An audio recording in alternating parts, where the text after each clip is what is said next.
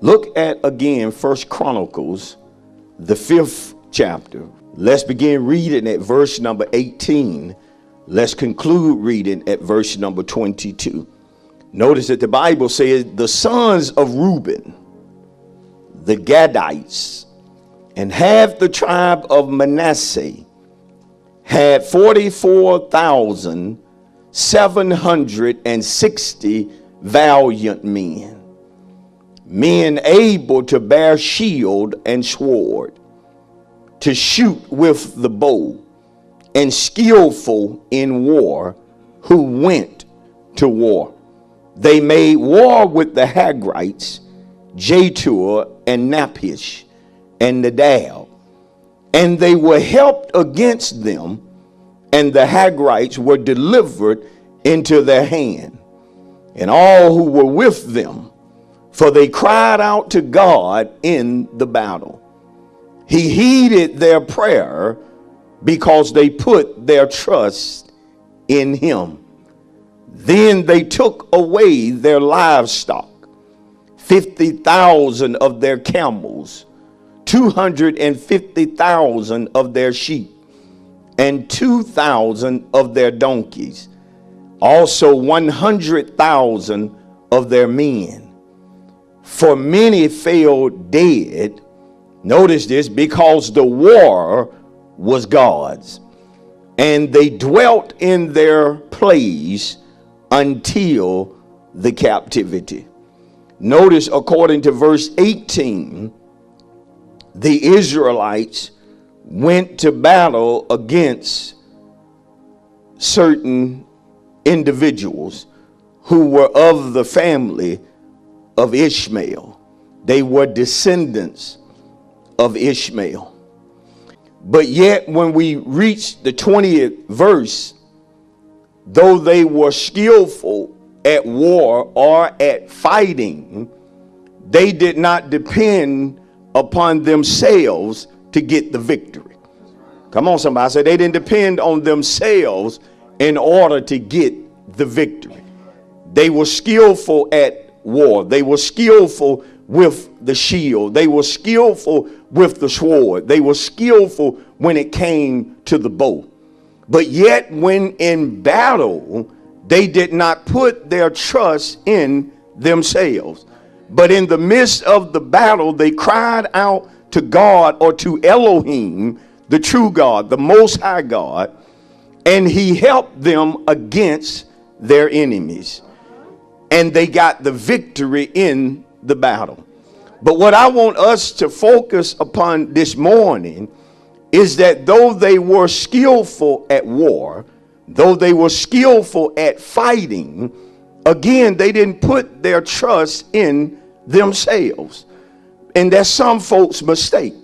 They're good at things, and so they trust too much in themselves. But they didn't make that mistake of thinking that we can win the battle on our own. We can get the victory without God. I'm already talking to somebody. But they knew if what they wanted a guaranteed victory, then they needed help from Elohim. And they could not trust in themselves, hear me again, though they were skillful at war. They learned how to put their trust in God and not in themselves. And so based upon that this morning, I want to talk from the subject, trust God, not self. I want to talk from a subject, trust God, not self. Look at a neighbor, if you will, and tell your neighbor the subject this morning, trust God, not self. And that's some folks' biggest mistake, is that they trust too much in themselves. Now, in the main text, again, we have the children of Israel, or the Israelites, and they are going to battle again against the descendants of Ishmael. Now, when you look and study about Ishmael, we know, according to Genesis 15 and 16, that Ishmael would be the son of Hagar, the bondwoman. And as Ishmael would begin to grow and to mature, we know that he would come into conflict with the promised son by the name of Isaac. Isaac being also the son of Abraham, but we know Isaac was by Sarah. Abraham had Ishmael by the bondwoman of Hagar when God basically tried to help God out in order to bring a promise to pass. But what I want us to know about Ishmael, or the descendants of Ishmael, is that at the time of the text, they were problematic. I said they were problematic.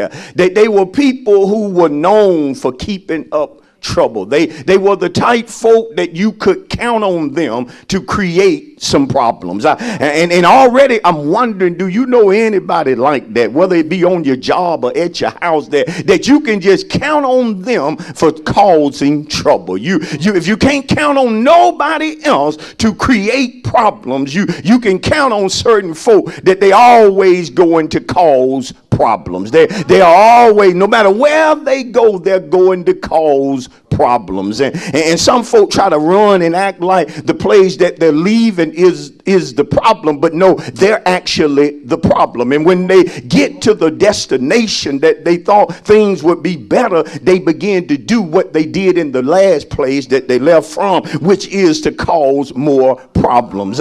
Some of y'all acting like you don't know folk like that, but I got to admit to you that I know some folk like that no matter how much you pray for them, they are going to be problematic. Oh, do you have anybody like that? Do you know anybody like that? Now, some of us had to be delivered because we were at one point problematic. That's reason some of you not really amening, because you are remembering before you got the wisdom that you got, before you matured in the manner that you have matured, you used to be that person that was problematic. You used to be that person that loved arguing, that loved quarreling, even when there was nothing to quarrel about. You would invent something because you just love fighting. I wonder again, do you know anybody who is not happy where there is peace? They have got to create a problem. They like being divided. Some folk just like fighting. They don't necessarily have to be good at it. They really don't need a bill or two in them. They just love fighting. Have you ever seen anybody who wasn't satisfied unless they were arguing about something, trying to stir up some trouble about something? And so it was with the descendants of Ishmael. Why was that so, Pastor? Because in blessing them, God says in Genesis 16 that when it comes to Ishmael and his descendants, every hand will be against him and his hand will be against every man. I want to repeat it again. God said when it comes to Ishmael and his descendants, his hand will be against every man and every man's hand will be against him. In other words, Ishmael was going to be known for fighting. He was going to be known for not being able to be at peace with anybody. And so it was thousands of years ago, and so it is to this very day. When we look over into the Middle East nations, we see Ishmael warring against people. We see folk trying to calm down Ishmael. We see people trying to make peace with Ishmael, but you can't make peace with the person who's problematic. Oh God, I just dropped somebody rainbow on you. You can't make peace with the person who's just set on being problematic. You can try to reason with them, but they're going to come up with the reason to continue fussing. They're going to come up with the reason to continue hating. Oh, I'm preaching on somebody this morning. And so again, as it was back then, so it is now. Again, we see the descendants of Ishmael always fighting against somebody. We see them always in wars because that's what God said would happen. And so here is Israel fighting against Ishmael, people who love to fight, people who are problematic. But also we have to recognize when it came again to Isaac and Ishmael, they were relatives. I said they were relatives. These were just not people who did not know each other, but they were close kin. And so it was was then, so it is now. Well, some folk, even though they are related, they love fighting more than being at peace. Oh yeah, there are some folk that love fighting amongst themselves. Even though Jesus clearly said in Matthew 12 and 25 that if a house be divided against itself, that house will not stand. Isn't it sad when you see relatives fighting one another? Isn't it sad when you see folk who go to the same church fighting one another? We are related by the blood of Jesus. We are connected spiritually. Why do we want to fight against one another? Why are you fighting somebody that's in the same house as you are? Why would you want to tear down the house that you live in? See, I'm preaching to somebody because you always see certain families not able to get along. Isn't it sad when you see sister against sister, sister talking about sister, sister putting sister down? Don't you recognize when you put your sister down because she is your sister, you putting yourself down? Whenever you talk about your brother, you talking about yourself. Can I drop one on you? Anytime you got the audacity to talk about your pastor and you are a sheep of... Come on, somebody. It's a shame when you see kinfolk not able to get along. Parents can't get along with their own children. Always arguing, fussing and fighting. But see, I made up in my mind years ago that I ain't got time to be fighting folk who are not the real enemy.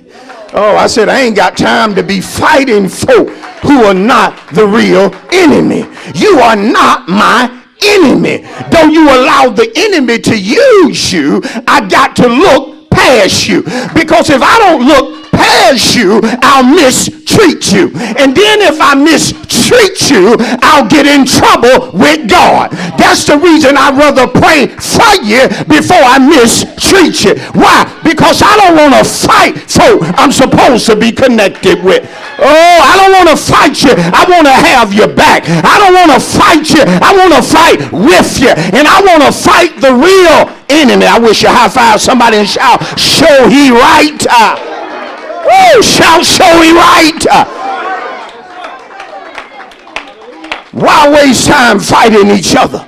You know what I learned? When you're busy fighting one another, when the enemy show up, you got no strength, you got no power, you got no plan against him, because you spend too much time worrying at each other. Don't slap me, slap the demon that's trying to cause your life to go down.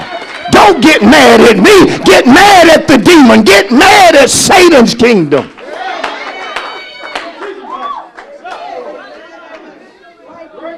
But as it was thousands of years ago, some folks are just going to be problematic.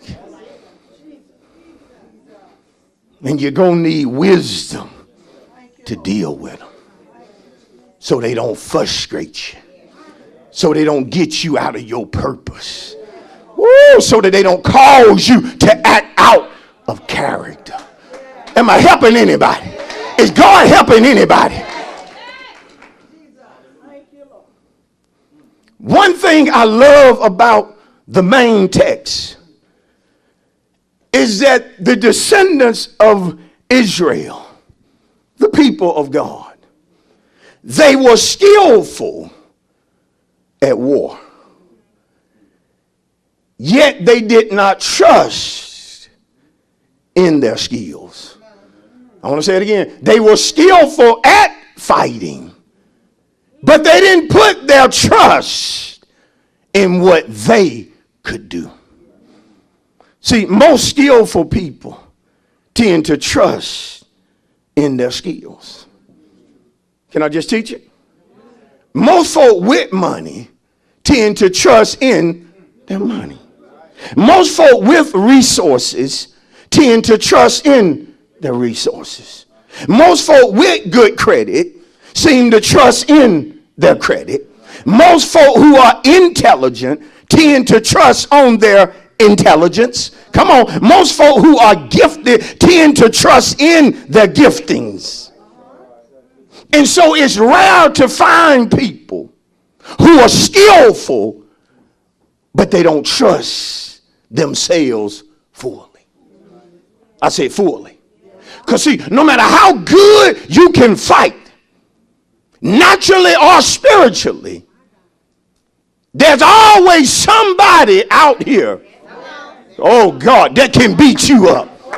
I want to just break that down. I said, there's always somebody who can beat you up. Not me, Pap. Yeah, you.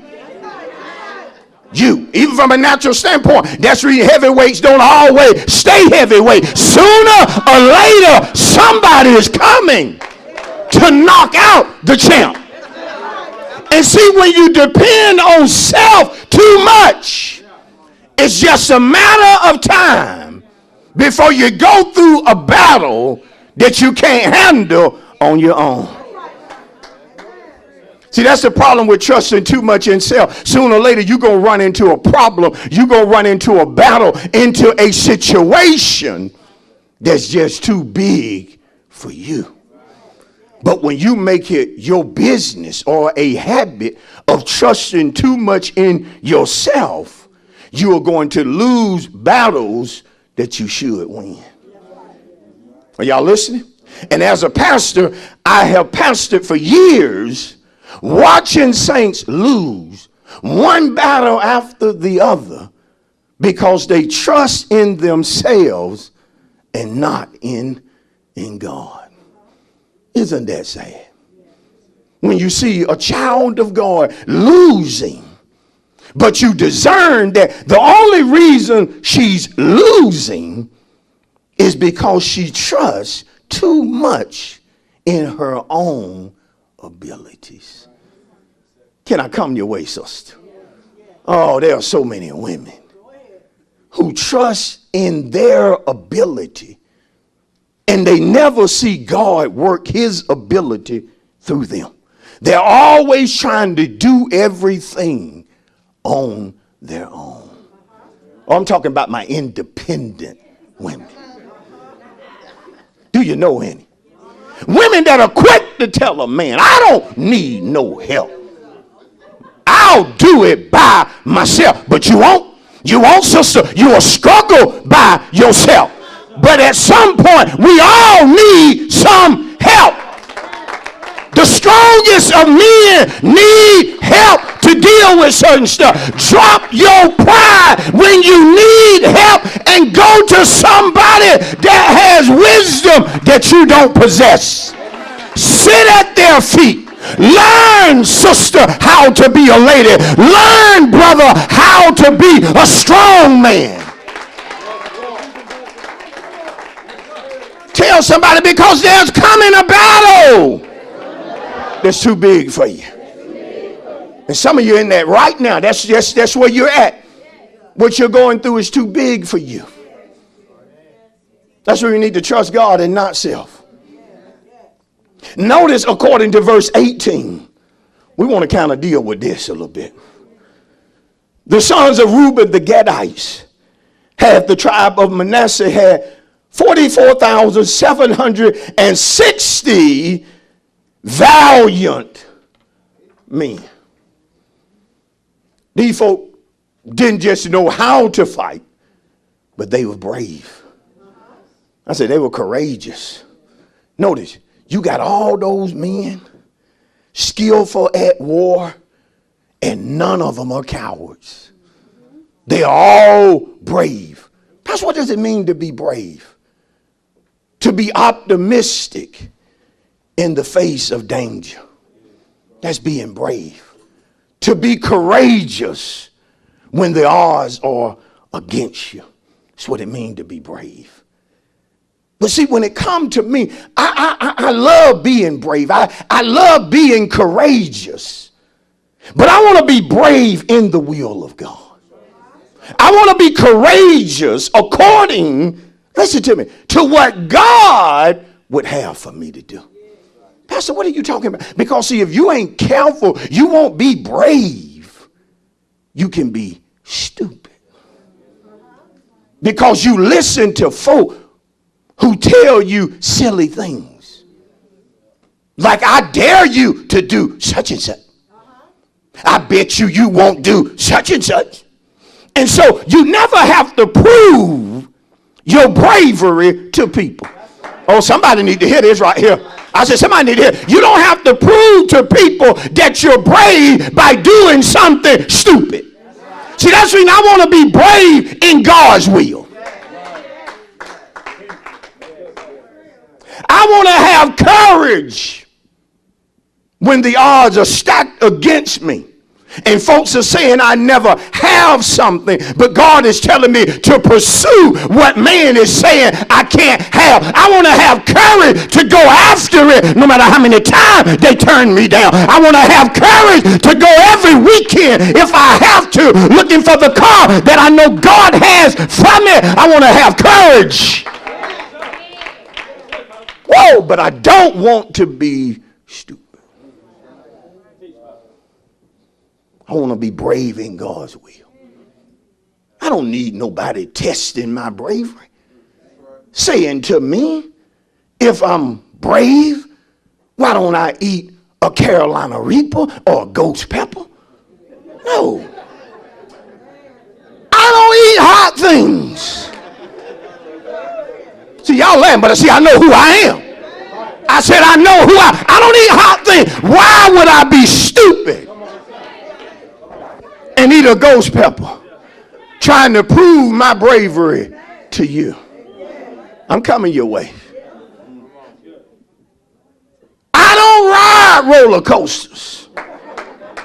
So why would I try to get on one to show you that they don't scare me? It ain't a matter of being scared. I don't ride them. I go to parks and walk around and have fun, but I don't ride certain things.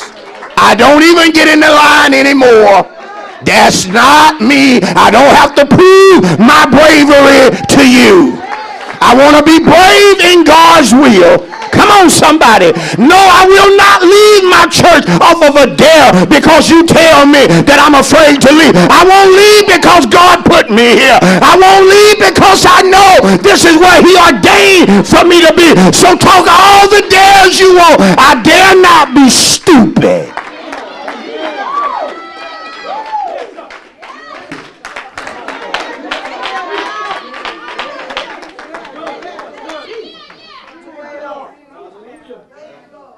Because some folk have been stupid thinking that they was being brave.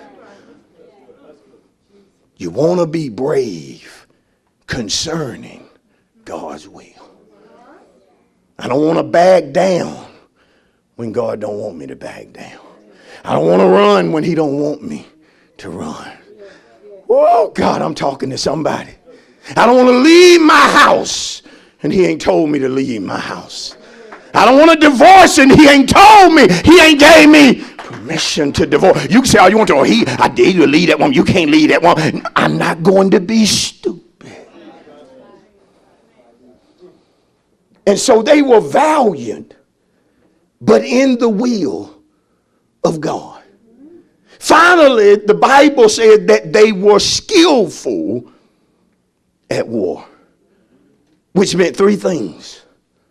Number one, they were learned or properly trained. They were learned. They were properly trained. Which meant that when it came to war, to fighting, they were intelligent. So they was intelligent at fighting. They was learned. They were properly trained. Knew how, not just how to draw up a strategy, but they knew how to implement a strategy. But being learned, being properly trained, They would not trust what they could do. God is helping us this morning.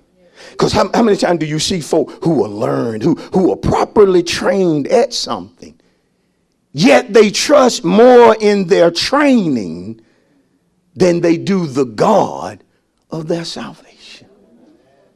How many times do you see doctors who trust more in what they learn than what the word says? They are learned, but they trust too much in their learning. See, don't trust Google more than you trust God. Come on. Don't trust what you read on the internet or social media more so than you trust what the book says. Am I right? Yeah, learn, get educated, but never let anybody deceive you or dupe you. Am I right? How many have ever seen anybody get educated and then change for the worse? You ever seen anybody go to school, get some training, learn some big words? Words they know you don't know the meaning of. And now all of a sudden they ask you stupid stuff like, well, how do we really know God exists? Thank you for watching the Making People Productive broadcast with Pastor Leonard D. Cochran of A Place of Refuge, Noonan. To order your copy of today's message, please call the church office at 770-252-3855 and reference the message number listed below. We want to hear from you. If you have been helped, strengthened, or encouraged by the word, let us know. Also, don't forget to connect with us on all of our major social media platforms to receive exclusive information and updates with all things Refuge Noonan. A Place of Refuge Noonan is located in the city of Noonan, Georgia. If you would like to visit us, our worship times are every Sunday at 10:15 a.m. on location and live at 10:45 a.m. We also have service every Wednesday at 7:15 p.m. via Facebook and YouTube Live.